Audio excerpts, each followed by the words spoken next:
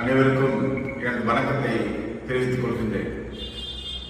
புதுக்கோட்டை தெற்கு மாவட்டம் ஆலங்குடி சட்டமன்ற தொகுதிக்குட்பட்ட அறந்தாங்கி மேற்கு ஒன்றிய கழகத்துடைய செயலாளர், கழகத்துடைய தலைமை செயற்குழு உறுப்பினர், ஆலங்குடி சட்டமன்ற உறுப்பினர், தமிழ்நாடு அரசின் பிற்படுத்தப்பட்டோர் நலத்துறை அமைச்சர் மெய்யநாதன் நான், மாண்புமிகு தமிழக முதலமைச்சர், கழக தலைவர் தளபதி அவர்களுடைய 72வது பிறந்த நாள் விழாவை முன்னிட்டு கழக தலைவர் அவர்களுக்கு வாழ்த்த வயதில் என்றாலும் வணங்கி மகிழ்கின்றேன்.